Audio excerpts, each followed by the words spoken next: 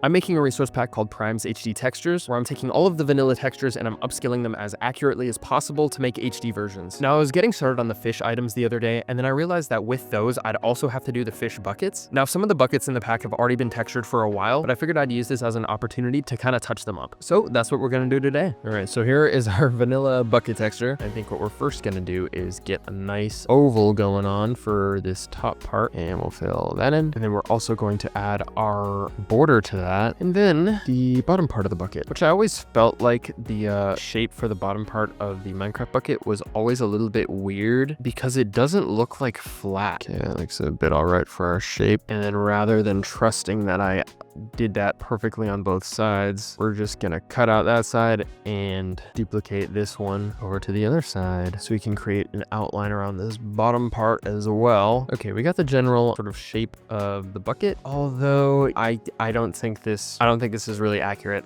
honestly, looking at it now. So let's maybe touch this up a bit. Okay, this took me a couple attempts, but I think this is the closest we're gonna get to kind of keeping the same shape. I think I'm lying. I think I'm gonna do this one more time. All right, I feel like I've remade this bucket shape like 5 times now, and I think we're pretty close, I guess. I don't think I'm ever gonna really be happy with it. But you know what? It'll have to be good enough because I can't just keep redrawing the bucket shape over and over. So it looks like the bucket's got a bit of a lip up here at the top, just a bit of a layer there. You know, maybe we'll just move down to the bottom. I did not expect the bucket to be this time consuming. Okay, let's try to see how an angle would look if it was on that side of the bucket, and we'll make it that light bit. And we have a bit of a dark also on this other side. Okay, then we've got a highlight there. I'm not sure if we should make it like a straight thing like that or more of a oval. We'll stick for round for now. I can always go back and change it. Then I'm just going to slowly move across this thing and add all these other different layers of light. And then finally we've got that side. Things are looking all right. I just feel like having it curved like that is making the bottom of the bucket look a little bit more rounded than I'd like. But like the vanilla bucket is more rounded than I'd like, so maybe that's just how it's got to be. You know what? Yeah, let's test out. I'll just quickly freehand something right there, and we'll see.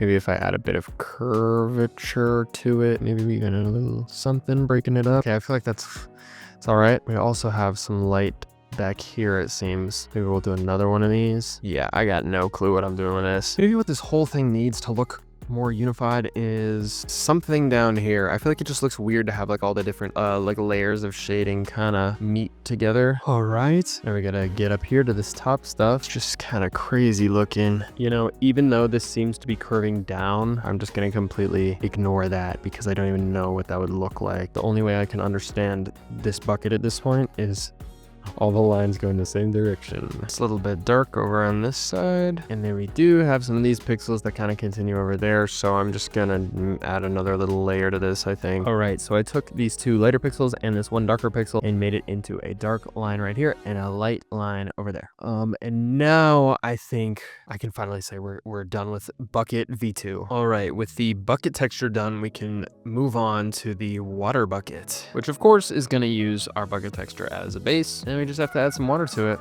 Boop, boop, boop.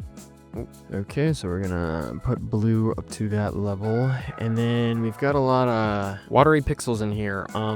So let's just see how we can make this look watery. I think we're gonna try to go for like a flat, almost streaky look rather than like a choppy wavy one or something. There's like that highlight, and then we got that second color in there, which that color also appears, I guess, a little bit over here as well. So we'll add a little thing here. I just gotta straighten it out. Then we got a lot of dark on both of the edges of this, and then finally we got that this little color here, and it may not be the most watery water in the world, but I think you can kind of tell that there's water in the bucket, so that's the best we're gonna get. All right, so here is our vanilla lava bucket texture. Obviously the bucket hasn't changed at all, so we're gonna start with our new bucket texture as a base, and then let's see how we can get this lava in there. We don't see any of this darker edge of the bucket like color there. It looks like it's kind of being replaced by this like brownish thing, so let's add that. And then I think the weird part here is gonna be how I I shape out like the bits that are sort of overflowing. Like it looks to be like kind of chunky. Okay, I got a bit of a shape going that kind of outlines these different sections. That looks a bit too spiky for what I was trying to do. Maybe round it out a bit. And then the back of our bucket showing through is a little bit pinkish. Obviously, I suppose because the lava is sort of lighting it up, and it gets a little bit darker over here. All right, now as far as our other different shades here, I think I'm just gonna start with the yellow, and I'll just kind of get some shapes going here, and we'll see how they start to turn out. Kind of trying to get a bit of a horizontal look to it. Maybe I'm actually gonna cut this part into 2 pieces. We gotta add a like drip of it coming over the side. That's a little drop right there, and it looks like we have a little bit of the orange coming down. And then I suppose I'll just have this kind of curve up around the edges. There we go. At some point, we are gonna have to figure out how we want to get this darker color in. It seems to go like under about there, so it looks like it's being cut off by this drip, so we're just gonna kind of integrate that into the edge of the drip, fill that in. And then for this pixel right here, I'm gonna try to maybe do something a little bit unique, like maybe we can make it kind of look like another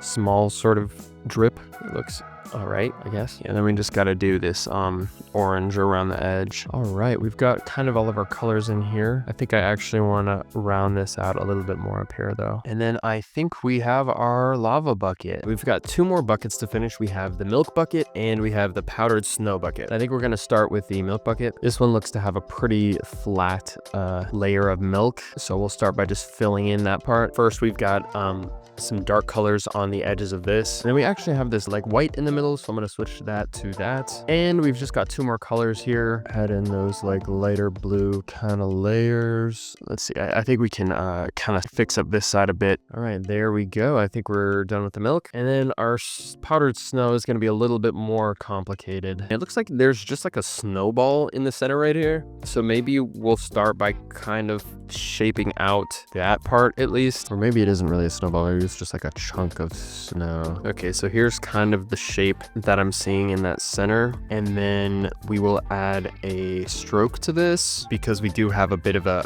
border that I can see with this darker blue color. We're gonna cut off this bottom part. Got a little bit of that light blue showing through on the side.